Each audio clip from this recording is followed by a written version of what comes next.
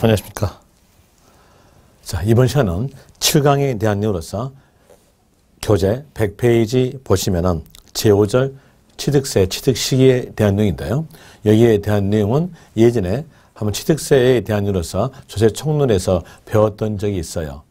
취득세에 대한 내용으로서 취득세가 과세되었다. 과세되었으면 취득일로부터 60일 내에 신고 납부하라 이렇게 한번 들어본 적 있을 거예요. 이렇게 취득부터 60일 내에 신고 납부해야 되는데 신고 납부를 이행하지 않았다 이랬으면 제척기간 동안에 지자체가 밝혀내가지고 취득세액을 산정해서 매매하죠. 세금 더 내라, 가산세 가산하여서 고지서 발부로서 징수한다겠어요. 여기에서 볼 때 이 가산세가 가산되냐 안 되냐 판단에 대한 내용으로서 60일 날짜가 고정화되어 있으니까 여기에 시작한 날짜에 대한 내용을 법에서 정해준 거예요. 이 시작한 날짜에 대한 내용이 취득세, 취득하는 때에 대한 내용으로서 취득 시기를 말합니다. 그럼 이 날을 법에서 각기 거래마다 정해주고 그 정해진 날로부터 손꼽아 가지고 60일 내에 신고했다면 가산세는 없다. 60일이 넘어서 신고했다면 그때는 가산세가 가산된다는 거예요. 그래서 가산세가 가산되냐 안 되냐의 판단에 대한 내용으로서 시작하는 날짜, 시작하는 때에 대한 내용을 적어준 것이 취득하는 때에 대한 내용으로서 취득 시기에 대한 내용이에요. 그리고 여기에 대해서는 각기 거래마다 다 그 거래의 특성에 따라서 법이 만들어졌는데 그 만들어진 내용을 전부 다 기억하려면 힘드니까 개념 정리를 먼저 하시면 돼요. 개념 정리에 대한 내용은 취득세, 취득 시기에 대한 내용의 개념은 빠른 날로 만들었다. 이 내용으로서 생각하시면서 들으시면 됩니다. 그러기 위해서 제5절 취득의 시기 옆에다가 하살표 하셔서 빠른 날 개념이라고 적기 바랍니다. 빠른 날 개념 이렇게 적어 놓고 그리고 이 취득세, 취득 시기에 대한 내용을 문제에 대한 내용과 연결해 볼 때 기출문제에 대한 내용으로서 1회부터 26회까지에 대한 내용으로서 여기에 대한 내용이 13번인가 14번 출제예요. 그리고 여기에 대한 내용이 지금 현재 5년 동안 한 번도 나온 적이 없어요. 그러면 여러분 시험에서는 올해 시험에서는 나올 가능성이 크지 않았겠는가라고 싶습니다. 일단은 거기에다가 빠른 날 개념이라고 적어주고요. 그리고 그 옆 페이지에 있는 동그라미 2번 내용을 봅시다. 101페이지 오른쪽 페이지 위에서 동그라미 2번에 대한 내용으로 위 1에 해당하지 아니한 유상승계 취득 경우는 여기에서 위 1에 해당하지 아니한 유상승계 취득이란 말은 개인 간 매매를 말합니다. 대표적 내용으로서 개인 간 매매예요. 거기에다가 개인 간 매매라고 적으십시오. 적었으면 개인 간 매매가 이루어진 경우에 대해서 계약상 잔금 지급 날짜와 사실상 잔금 지급 날짜가 같다면 큰 문제는 없으나 다르다고 하였을 때 이렇게 해보죠. 개인 간의 매매가 이루어졌을 때 계약상의 잔금 지급 날짜에 대한 내용은 6월 1일이었고요. 그리고 실질적으로 사실상으로 잔금을 지급했던 날짜는 7월 1일 이렇게 해보죠. 그리고 등기 날짜에 대한 내용은 7월 15일에 때려봅시다. 이랬을 때 개인 간 매매였기 때문에 사실상 잔금 지급일은 서로 간의 입맞춤을 가능한 날짜에 대한 내용으로서 지자체 입장으로서는 이 날짜를 믿어주지도 않아요. 왜 서로 간에 입맞추는 날짜인데 이걸 왜 믿겠습니까? 믿지 않죠. 지자체는 이 사실상 잔금 지급 날짜를 아예 보도 않는다는 얘기예요. 안 보니까 이제 나오는 날짜는 계약상 잔금 지급 날짜와 등기 날짜가 나옵니다. 여기에서 어디가 빠를까요? 계약상 잔금 지급 날짜가 빠르죠. 그렇기 때문에 개인 간 매매일 때의 취득세, 취득 시기에 대한 내용의 원칙적 내용은 계약상의 잔금 지급일이에요. 그래서 그 옆에 계약상 잔금 지급일에다가 밑줄을 치세요. 다시 전제를 붙여볼게요. 개인 간에 매매가 이루어진 경우로서 계약상 잔금 지급일 전에 등기한 경우 이렇게 나왔으면 등기가 빠르겠죠. 그러면서 그 경우는 등기일로 갑니다. 그리고 가로 가봅시다. 가로에서 계약상 잔금 지급일이 명시되지 아니한 경우 계약상 잔금 지급 날짜가 기록되지 않았다는 얘기예요.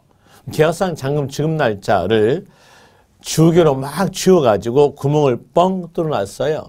그랬으면 그때에 대해서는 이런 경우에서는 상거래 관습에 의하겠다라는 이유로서 계약일로부터 60일 경과되는 날을 계약상 잔금 지급 날짜로 보겠다라는 내용으로 그 경우에서 즉 계약상 잔금 지급 날짜가 명시되지 아니한 경우에서는 계약일로부터 60일 경과되는 날 이렇게 나왔어요. 여기서 포인트는 계약상 잔금 지급 날짜가 명시되지 아니한 경우 이 말이 있었을 때에 거기에서 60일 경과되는 날 여기다가 포인트를 잡으시면 됩니다. 그러면 이 내용으로서 볼 때 60일 경과되는 날 이 말이 나오려면 앞에 어떤 말이 꼭 있어야 될까요? 계약상 잔금 지급 날짜가 명시되지 아니한 경우 이 말이 있어야 된다는 거죠. 그런 내용으로서 하나 아시고요. 그리고 이제 그 옆 페이지 동그라미 1번 갑시다. 왼쪽 페이지에서 밑에 동그라미 1번 사실상 잔금 지급일 다음 중 어느 하나에 해당하는 유상 승계 취득의 경우는 여기서 다음 중 어느 하나란 것은 기역, 니은, 디귿, 리을 이 네 개 중에 하나를 말합니다. 여기 하나에 해당이 되었다면 그때에 대해서 취득 시기는 사실상 잔금 지급일 이렇게 나오는데 여기에 나와 있는 기역, 니은, 디귿, 리을에 대한 내용이 객관성 있게 입증된 유상거래를 말합니다. 객관성 있게 입증된 유상거래에 대한 내용은 상대편이 너하고는 입 안 맞춰 라는 거래들이 객관성 있게 입증되는 유상거래에 대한 내용이에요. 여러분들은 생각할 때 이렇게 하시면 돼요. 상대편에 대한 내용이 입맞추지 않을 거다라고 생각한 것은 계약상의 잔금 지급이 아니라 사실상 잔금 지급을 하시면 되겠죠. 자, 문장을 가볼 때 여기에서 국가 또는 지방자치단체로부터 취득 이렇게 됐다면 상대편이 누굴까요? 국가나 지자체. 국가나 지자체가 우리하고 입맞출까요? 입맞출 수가 없죠. 그럼 여기서는 뭘로 갈까요? 상대편이 입맞추지 않는 거래에 대한 이유로서 사실상 잔금 지급 날짜에 대한 내용이 취득 시기다 이렇게 나오겠죠. 그리고 또 외국으로부터 수입하였다. 외국으로부터 수입하였다면 수입대금을 결제할 때는 은행을 통해서 결제합니다. 은행을 통해서 결제하니까 은행하고 입맞출 수가 없는 거죠. 만약에 은행하고 입맞추려면 은행 지점에 근무하고 있는 16분하고 똑같게 다 입맞춰야 돼요. 그러면 입이 부르터요. 입이 부르텄으면 한 사람은 나불나불 거리겠죠. 그럼으로써 입맞출 수 없기 때문에 여기에 대한 내용도 사실상 잔금 지급 날짜 이렇게 나올 것이고요. 그리고 또 공매, 경매에 의한 취득 이랬으면 경매는 어디서 합니까? 일본 경매에 대한 이유로서는 법원서 하죠. 법원서 하니까 법원하고 입맞출 수가 없는 거죠. 여기도 입맞출 수 없기 때문에 사실상 잔금 지급 날짜이겠죠. 경매니까 사실상 잔금 지급 날짜에 대한 내용은 경락대금 완납일 되겠죠. 그리고 또 판결문에 의해서 취득가액이 입증된 취득 여기서 판결문 하게 되면 법전 내용으로서는 민사소송, 행정소송에 의한 판결문을 말한다. 이렇게 정의를 내리는데 그 내용으로 알고 있으면 문제가 안 풀리니까 간결하게 이렇게 하세요. 법원 판결만을 말한다. 이렇게 하세요. 그러면 개인이 끼어있는 판결문 효과는 판결문에 들어가지 않는다는 걸 알 수 있어요. 여기에서 개인이 끼어있는 판결문 효과에 대한 내용으로서 화해 개인 끼어있죠. 인락, 인정한다는 거죠. 개인 껴있고요. 의제 자백, 공정, 증서, 공증한다는 거죠. 그럼 여기에 대한 내용들은 개인이 끼어있는 판결문 효과예요. 이 개인이 끼어있는 판결문 효과에 대한 내용은 판결문에 보지 않는다 일이 나와져요. 그럼 여기 화해, 인락, 의제, 자백, 공정, 증서 이러한 내용들은 판결문으로 보지 않는다 했으니까 사실상 잔금 지급일이 아니라 계약상의 잔금 지급일 이렇게 한다는 거예요. 그리고 또 법인 장부에 의해서 취득가에 입증된 취득, 법인들은 장부를 다 작성하는데 법인에 대한 내용은 형체가 없죠. 실체가 없죠. 그러면 법인하고 뽀뽀할 수가 없죠. 입맞춤 안 되니까 여기에 대한 내용도 사실상 잔금 지급 날짜로 갑니다. 이렇게 객관성 있게 입증되는 유상거래에 대해서는 사실상 잔금 지급일, 이 외의 유상거래에 대해서는 계약상의 잔금 지급일 이렇게 나와져요. 그래서 여러분들은 사실상 잔금 지급 날짜에 대한 내용을 기억하셔야 돼요. 설명은 다 드렸으니까 이해적 내용으로서 설명은 다 드렸으니까 이제는 암기가 필요하다는 얘기예요. 그래서 암기를 해야 되는데 그 내용을 암기하기 다 힘들면은 첫 글자 가지고 연결해서 외우시면 돼요. 첫 글자 그대로 외우셔도 됩니다. 여기에서 국, 외, 공, 판, 법 이렇게 첫 글자로 나왔다면 여기에 대한 내용에 대해서는 사실상 잔금 지급을 하시고요. 그리고 국, 외, 공판법의 외의 첫 글자였다면 그때에 대해서는 계약상의 잔금 지급일 이렇게 하시면 됩니다. 그리고 또 외우는 것으로서 어떤 사람은 국수, 공판법 이렇게 외우는 사람도 있어요. 뭐 관계 없습니다. 외우는 방법은 중요한 건 아니에요. 외웠다는 자체가 중요한 거죠. 그래서 아무렇게나 외우시면 됩니다. 저는 여기에서 국, 외, 공판법 이렇게 외웁니다. 그리고 이제 다시 101페이지로 오셔서 101페이지에서 동그라미 3번 봅니다. 또 3번에 대한 내용으로서 연부로 취득하는 것, 연부란 말은 연 단위로 돈 주고 취득하는 것이 연부의 뜻입니다. 이번에 용어 해설에 대한 내용으로서 신설된 내용이 연부인데 이 말은 옛날부터 있었던 내용이에요. 그냥 적었다 뿐입니다. 여기에 대한 내용은 이렇게 돼 있었어요. 한꺼번에 지급할 수 없는 금액을 2년 이상 일정액씩 분할 지급되는 것이 연부다 라고 이번에 용어적 해설로서 신설되었으나 예전부터 있는 말이란 거예요. 그리고 여기에 2년 이상이란 말은 여러분 시험에서 맞게 나와요. 맞게 나오니까 그 내용으로서 알 필요 없이 연부 나오면 연자가 연이에요. 그러면 여기에 대한 내용은 연 단위로 돈 준 거다. 이렇게만 아시라는 얘기예요. 그렇게 알면서 이제 내용을 들어봅시다. 내용을 보죠. 이때 시점. 자, 이때 시점에서 매년 말 2년간 5억씩을 지급하기로 하다 했어요. 이랬으면 이게 바로 연 단위로 돈 주는 거죠. 연부 취득이에요. 1년 말일 때 5억 주고 또 1년 말일 때 5억 지급하였음으로써 완물했기 때문에 완물했던 시점에서 소유권을 넘겨받는 거예요. 만약에 취득세, 취득 시기에 대한 내용이 소유권 개념이었다면 연부금 완납일 이렇게 나올 거예요. 그런데 취득세, 취득 시기에 대한 내용은 소유권 개념이 아니라 빠른 날 개념으로서 법이 만들어졌어요. 빠른 날 개념이니까 여기서 어디가 빠를까요? 5억이 빠르잖아요. 그럼 이 5억을 지급하였음으로써 5억만큼 취득한다. 또 5억 지급하였음으로써 5억만큼 취득하고 소유권 넘겨받는다 라는 내용으로서 각각 독립된 취득으로 봤다는 거예요. 각각 독립된 취득이니까 여기에 단위로서 이렇게 나오면 되겠죠. 연 단위로 돈 준 날이죠. 연 단위로 돈 준 날이니까 표현되는 단어는 사실상 연부금 지급일 이렇게 나옵니다. 거기 체킹하세요. 연부 취득 동그라미 치고요. 바로 그 옆에서 사실상 연부금 지급일에 대한 내용에다가 밑줄 그으시면 됩니다. 그리고 다시 이제 여기에서 전제를 붙여볼까요? 연부취득에 대해서 연부금 지급일 전에 등기한 경우 이렇게 나왔으면 등기가 빠르겠죠? 그때는 등기 등록일 가는 겁니다. 그리고 그 밑에 이 가로 무상.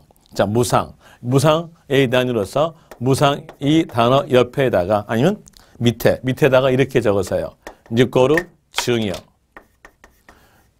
이렇게 적어 놓고 보죠. 증여에 의해서 취득하였을 때 취득 경위에 대한 내용을 보자는 얘기예요. 증여하였을 때 그때 취득 경위에 대한 내용으로서는 맨 처음에 주겠다고 약조한 날이 있고요. 인도 받은 날이 있고요. 그리고 등기 날짜 있어요. 이 세 날짜 중에서 빠른 날은 주겠다고 약조한 날이죠. 약조한 날이니까 어떻게 나올까요? 계약일 되겠죠. 계약일 이렇게 나와주고요. 그리고 계약일 전에 등기했다면 그때는 등기 등록일 되겠죠. 그리고 상속이었으면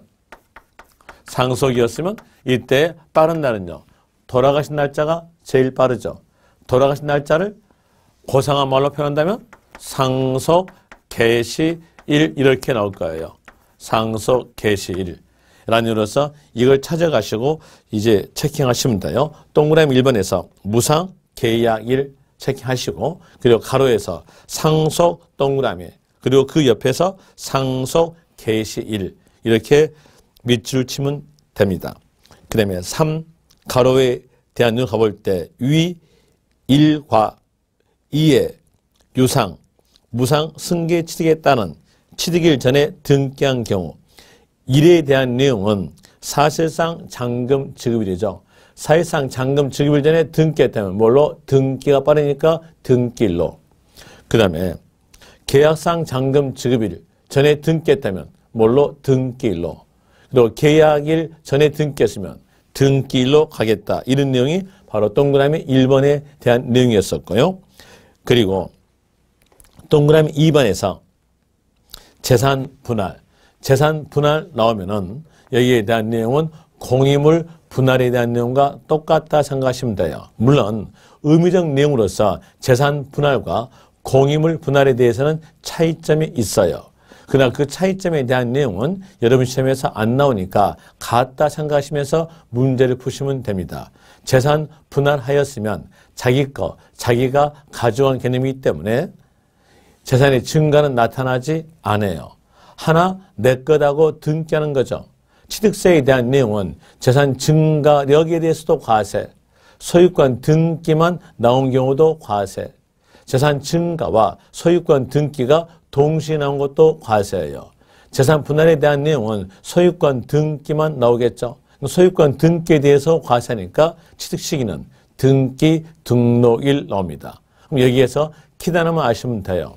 키단에 대한 이유로서 재산 분할에다가 동그라미 그리고 그 옆에서 등기 등록일에다가 동그라미 이렇게 치면 됩니다. 그 다음에 그 밑에 2번 원시 취득에 대한 이유로서 1가로 건축물 거기에 소타이틀 동그라미 1번 건축물을 건축하여 취득하는 경우 자 여기를 밑줄 치세요. 쳤으면은 내용을 볼 때 건축하여 취득하는 경우 앞에 허가, 무허가 이 말이 없죠. 이 말이 없다는 얘기는 허가와 무허가를 다 포함하겠다는 뜻이에요. 그리고 그 내용에 대해서 취득 시기를 알아보기 위해서 일단은 구별시켜 봅니다. 구별시켜서 허가 받아 건축물을 신축하다 이랬으면 그때는 사용하라 하겠죠. 그러면서 사용 승인서 내주는 날 나옵니다. 다시 허가받지 아니하고 신축하였다면 그때에 대해서는 사용하라 이 말은 나오지 않겠죠. 그러면 거기에 대한 내용과 똑같은 개념의 단어로 쓰면 되는 거예요. 사용하라 이 말은 사실상 사용했다는 얘기예요. 그 내용으로서 허가받지 아니하고 건축물을 신축하였다면 사실상 사용일 갑니다. 요 두 개를 포함한다 하였고 빠른 날이니까 이제 결과적 내용은 건축물을 건축하여 취득하는 경우에 취득 시기는 사용 승인서 내주는 날과 사실상 사용일 중 빠른 날 이렇게 나오는 거죠. 그럼 그 내용으로서 체킹하시면 돼요. 동그라미 1번 건축물을 건축하여 취득하는 경우 그 옆에서 사용 승인서 내주는 날 가로 빼고 연결하면 과 사실상 사용일 중 빠른 날 이렇게 나옵니다. 그 다음에 그 밑에에서 동그라미 2번 동그라미 2번에 대한 내용은 제가 키단어만 빼드리면 충분히 알 수 있는 내용인데 그 키단어에 대한 내용으로서 밑으로 두째 줄 보시면 첫 글자 40조 이렇게 나온 줄 그 줄에 옆에 환지 처분 나오죠. 환지 처분에다가 동그라미 치세요.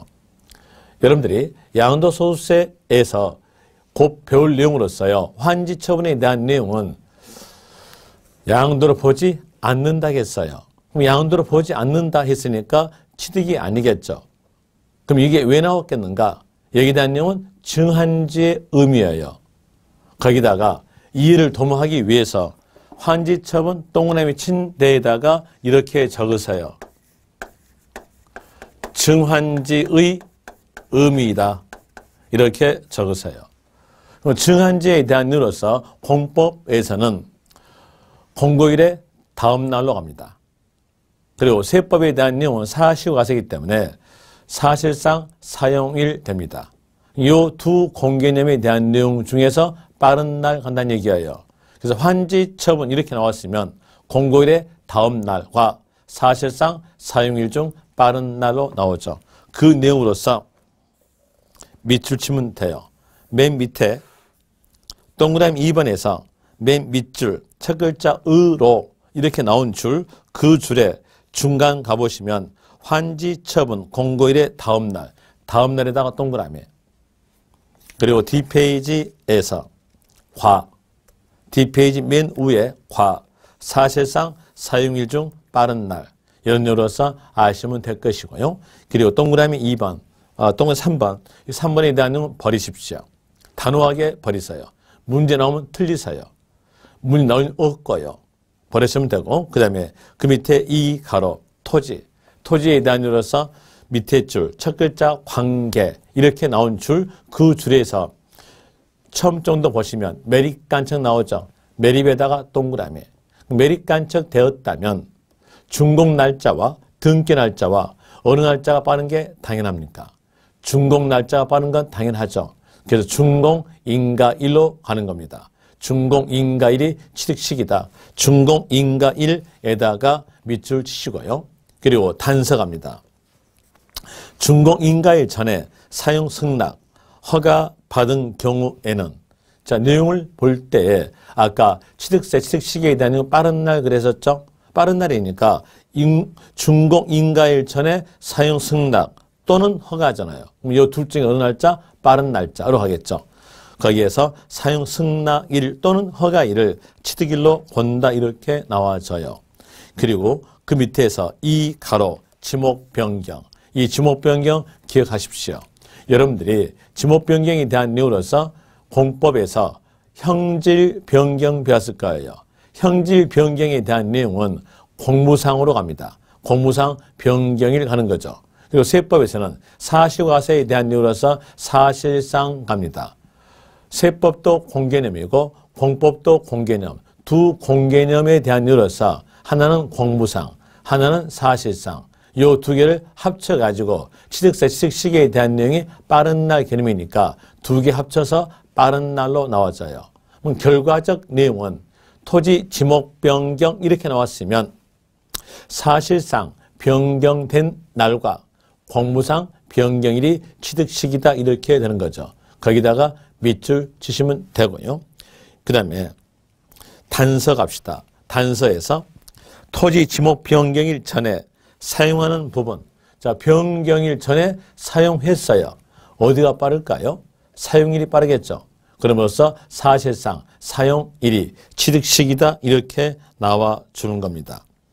그리고 그 밑에 판례 사례가 나오는데 이 판례 사례에 대한 내용은 여러분 시험에서 한 번도 나온 적이 없으니까 거기에 대한 내용은 읽어보시면 됩니다. 만약에 읽기 싫다면은 그대로 버리십시오. 시험에 나올 일 없으니까 버리라는 얘기예요. 이제 여기에 대한 이유로서 정리합시다. 정리한다면 100페이지 펴시면서 들으시면 돼요. 취득세, 취득시기에 대한 이유로서 개념은 빠른 날 개념이다.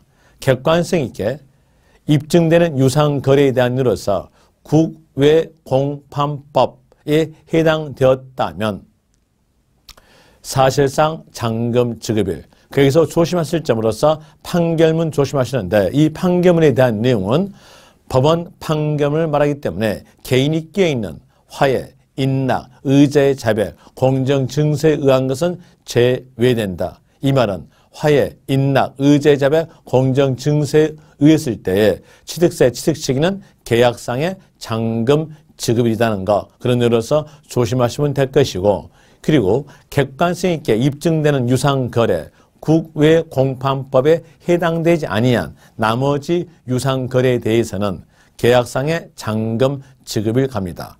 그리고 계약상 잔금 지급일 전에 등기했으면 등기 등록일, 계약상 잔금 지급 날짜가 명시되지 아니한 경우 나왔으면 그때에서는 계약일로부터 60일 경과되는 날로 하는 것이고요.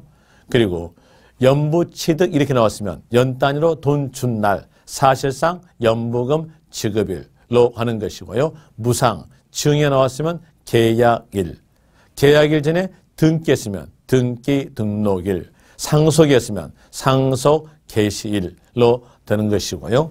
그리고 건축물을 건축하여 취득 이렇게 나왔으면 허가와 무허가를 다 포함해서 사용 승인서 내주는 날과 사실상 사용일 중 빠른 날, 환지 처분 이렇게 나왔으면 증환지의 뜻으로서 공고일의 다음 날, 다음 날과 사실상 사용일 중 빠른 날로 될 것이고요. 그리고 매립간척 이렇게 나왔으면 준공인가일, 준공인가일 전에 사용하는 부분 돼 있으면 그때는 사용일로 하는 것이고요. 그리고 또 지목 변경 나왔으면 공무상 변경일과 사실상 사용일 중 빠른 날로 되는 거죠. 그리고 변경일 전에 사용하는 부분 돼 있으면 사용일로 가죠. 여기까지가 취득세, 취득시기에 대한 정리적 내용이었어요. 그럼 이제 이 내용을 여태껏 배웠던 내용으로 연결합시다. 연결해 볼 때 개인 간 매매가 이루어졌다 이랬으면 취득세 과세냐 과세지 않느냐에 대한 내용으로서 과세되겠죠. 과세되었으면 취득일로부터 60일 내 신고 납부한다는 얘기죠. 그러면서 그때 취득 시기를 정해야죠. 그러니까 자 보세요. 개인 간 부동산에 대해서 매매 원인으로서 취득하였다 이랬으면 부동산 과세 대상물 들어갔죠. 그리고 유상 취득으로서 취득세 과세죠. 취득세 과세 됐으니까 취득일로부터 60일 내에 신고 납부한다는 얘기예요. 신고 납부함으로써 요 취득 시기를 정해줘야죠. 시기 정하는데 개인 간 매매에 대한 이로서 객관성 있게 입증되지 아니한 유상거래에 대한 이로서 계약상의 잔금 지급 날짜예요. 그럼 계약상 잔금 지급 날짜에 대한 내용이 이 경우에서 취득일이라는 얘기죠. 그럼 계약상 잔금 지급 날짜로서 60일 내에 신고 납부하니까 이제 세 금액을 산정해 가지고 신고 납부하는 겁니다. 세액 산정 내용으로 하는 거죠. 세액 산정에 대한 내용으로서 어떠한 세금든지 그 세금에 대해서 세액 금액을 산정하려면은 제일 먼저 과세 표준에 대한 내용을 정해 놓고 거기에다가 해당되는 세율을 곱함으로써 세금액이 산정되는 거예요. 이때 과세 표준에다가 세율을 곱한다라는 내용으로서 교재상으로서는 6절에서 과세 표준을 적어주고요. 상황에 따라서 이런 경우의 상황은 어떻게 과세 표준을 정한다라고 적어진 거예요. 그럼 과세 표준을 정해졌으면 거기에다가 해당되는 세율을 곱해야죠. 해당되는 세율에 대한 이유로서는 몇 페이지에서 나오냐면 111페이지에서 7절 세율로 나옵니다. 이 두 개를 곱함으로써 취득세 세액이 나온다는 뜻이에요. 그래서 제일 먼저 6절에 대한 내용의 과세 표준 갑니다. 과세 표준 가는데 법전에서 지방세 기본법에서 과세 표준의 뜻이 적어져요. 영어 해설로서 적어지는데 그 영어 해설에 대한 내용은 세액 산출의 기초가 되는 가액 또는 수량을 말한다 이렇게 정의를 내립니다. 그런데 그 정의적 내용을 가지고 각기 세금에다가 맞춰본다면 그 내용이 안 맞아요. 안 맞으니까 그 내용으로서 맞히지 않게 됨으로써 여러분들은 외운다는 얘기예요. 이건 외울 필요 없는 건데요. 일단 보죠. 과세 표준의 뜻에 대한 내용은 여러분 시험에서 안 나와요. 아니면 맞게 나온다는 얘기예요. 그러니까 그 뜻에 대한 내용을 알 필요 없이 이해적 내용으로서 과세 표준에 대한 내용은 과세하는 가액이다. 이렇게 하세요. 그러면 충분하게 각기 세금마다 과세 표준에 대한 내용이 맞춰지는 거예요. 한번 맞춰볼까요? 취득세는 어떤 때 과세합니까? 취득하는 때 과세죠. 취득하는 때 과세니까 과세하는 가액은 취득하는 가액에 대한 내용으로서 취득 당시 가액 되겠죠. 이제 교재 보세요. 일반적 과세 표준 해가지고 그 밑에서 취득세의 과세 표준은 취득 당시 가액이다. 이 나오죠. 또 다시 다른 세금으로서 연결시켜 볼까요? 자, 등록, 면허세의 과세 표준 이렇게 나온다면 등록 면허세는 어떤 때 과세합니까? 등록하는 때 과세하죠. 등록하는 때 과세하니까 등록 면허세에 과세하는 가액은 등록하는 때의 가액이죠. 결국적으로서 하는 때란 말은 당시란 말과 같은 말이기 때문에 등록 당시 가액 이렇게 나와져요. 그러면 취득세에 대한 내용은 취득하는 때 과세니까 과세 표준은요. 과세하는 가액으로서 취득하는 때의 가액인 취득 당시 가액 되겠죠. 거기 밑줄 치세요. 취득 당시 가액 밑줄 쳤죠. 그럼 뒤에서 다만 연부로 취득하는 경우 자 여기 내용 볼까요? 취득 당시 가액이란 말은 취득하는 때 가액이란 말하고 같은 말이겠죠. 취득하는 때란 말은 뭐냐? 취득 시기예요. 취득 시기. 그러면 이제 연부 취득일 때 취득 시기에 대한 내용을 생각하시면 되겠죠. 연부 취득일 때 취득 시기에 대한 내용은 연 단위로 돈 준 날이에요. 연 단위로 돈 준 날이니까 연부금 지급일 되겠죠. 그럼 취득하는 때의 금액이니까 연 단위로 돈 주는 때의 금액에 대한 이로서 연부 금액 나옵니다. 연부 취득일 때 과세 표준은 연부 금액이죠. 거기 체킹하세요. 연부로 취득하는 경우는 연부 금액. 연부 금액에 대한 내용을 설명되는 것은 가로에서 매해 사실상 지급되는 금액. 어떤 말입니까? 연 단위로 돈 준 금액이죠.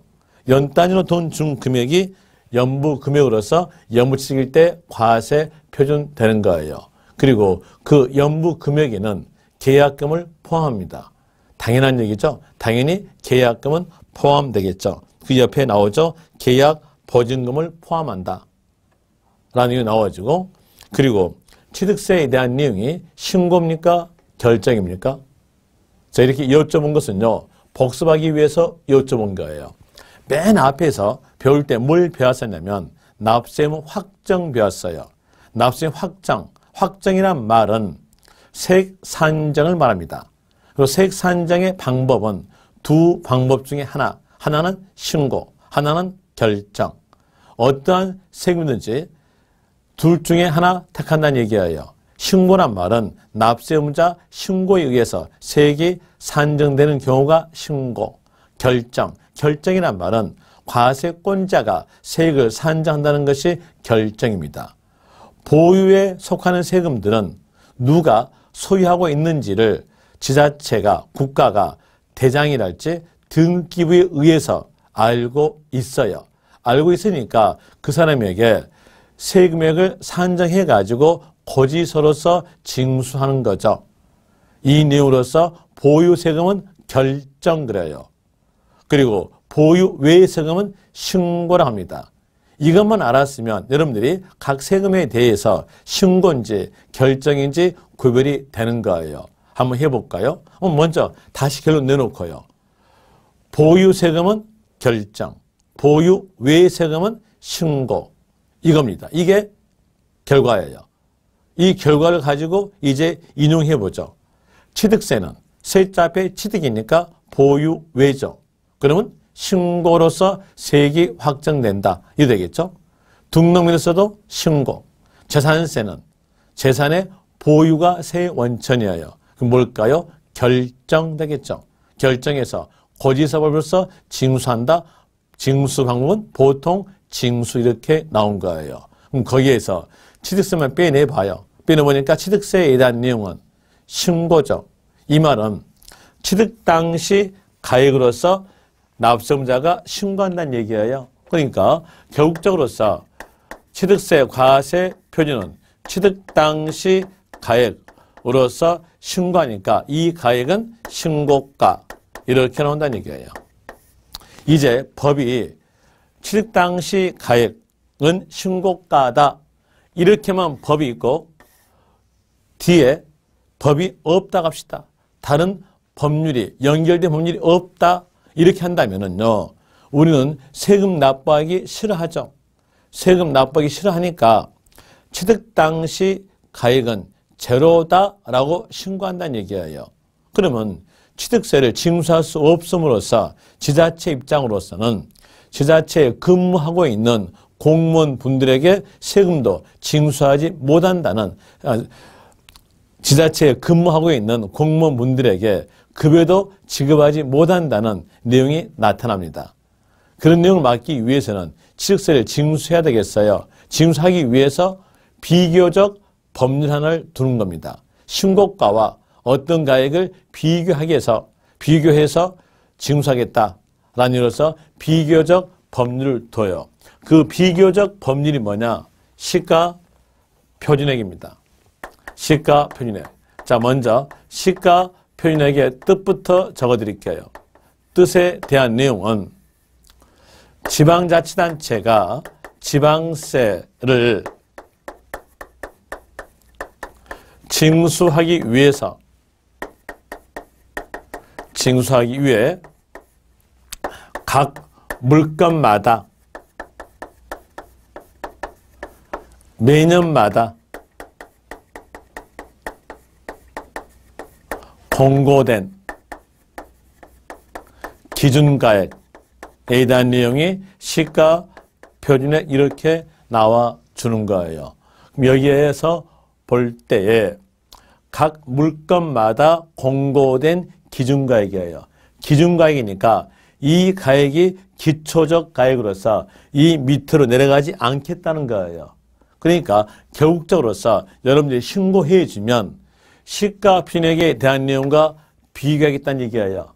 비교해서 밑으로 내려가지 않는다 했으니까 큰 가액이다 이런 뜻이겠죠. 신고가액의 뜻은 시가 표준액과 비교하여 큰 가액이다. 이 의미가 요 신고가의 단어가 들어있다는 얘기예요. 그리고 그 내용은 좀 더 자세히 보긴 하고 일단은 여기에서 시가 표준액 가볼 때에 각 물건마다 공고된 가액이죠. 뭐 공고된 기준가액 보고 뭐라 하냐? 시가 표준액 그래요. 물건마다 공고한다겠어요? 그럼 토지에 대해서 공고한다. 그럼 토지에 대해서 공고된 기준가액이다. 공고된 기준가액이 뭐라 그래요? 시가 표준액. 그럼 토지에 대해서 공고된 기준가액이니까 토지의 시가 표준액 이렇게 나오겠죠. 이에 대한 내용은 개별 공시지가입니다. 각각 공고된 땅값이다. 라는 이유로서 시가 대비해서 20 내지 30% 낮은 가액을 말합니다. 얘가 기준가액이죠. 또 주택에 대해서 공고된 기준가액. 공고된 기준가액에 대한 시가 표준액이니까 주택의 시가 표준액에 대한 이유로서는 주택 공시가액으로서 주택은 단독주택과 공동주택으로서 구성됐으니까 단독주택에 대한 내용은 개별 주택가액,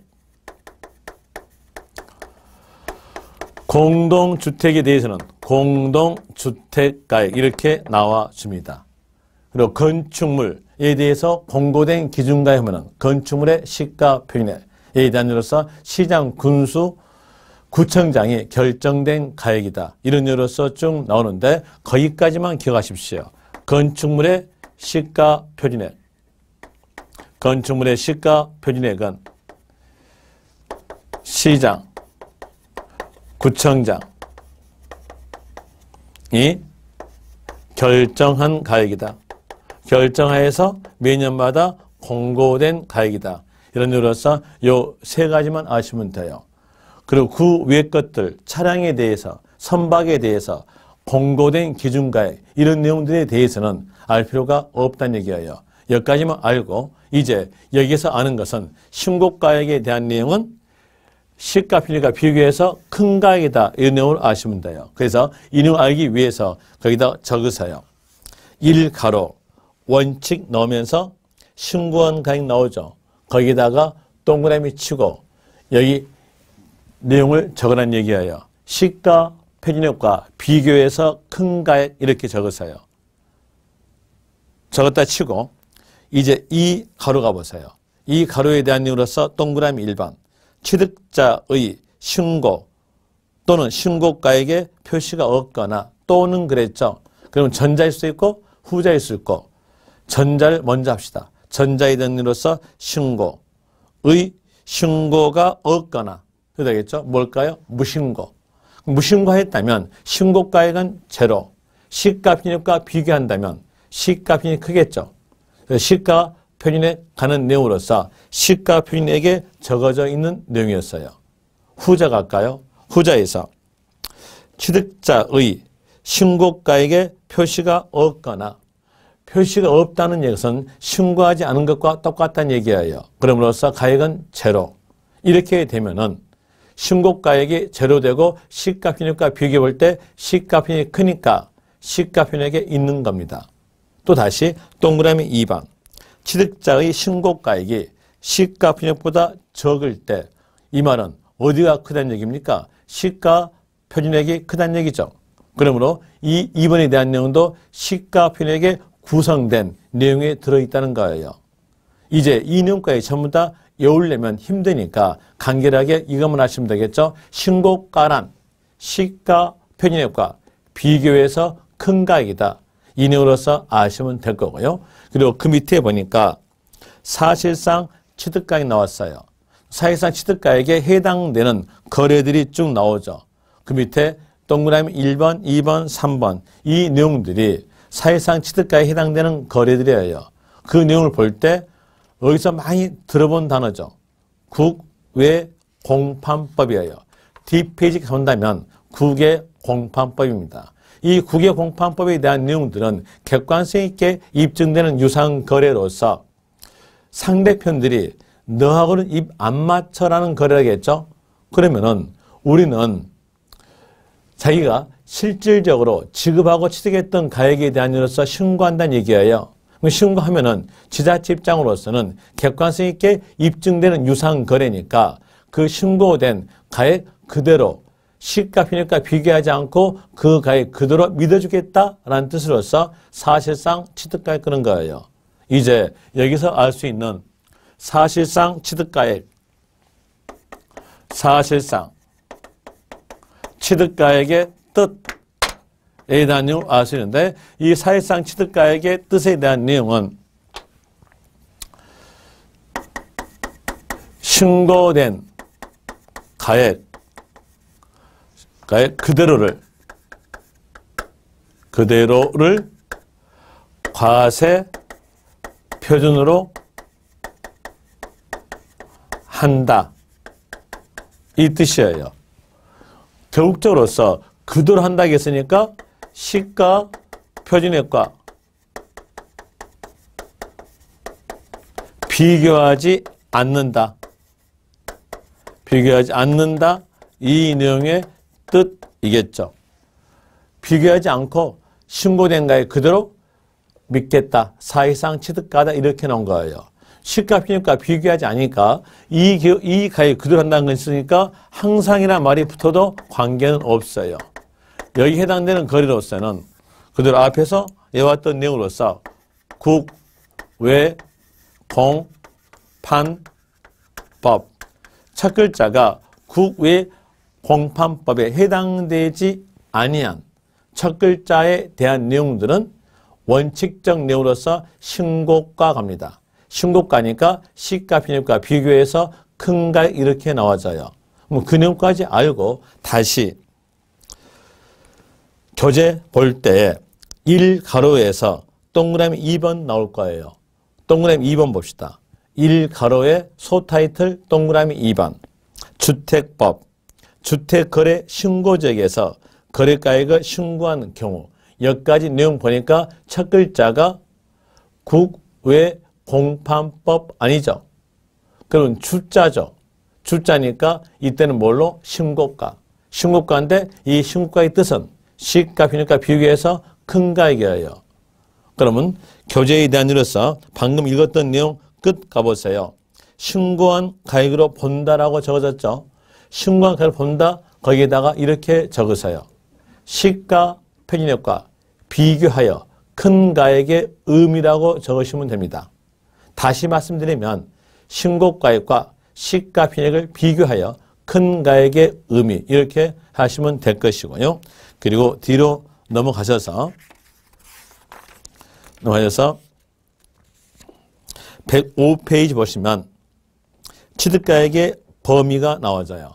여기에 대한 내용은 10분 쉬었다 하겠습니다. 수고하셨습니다.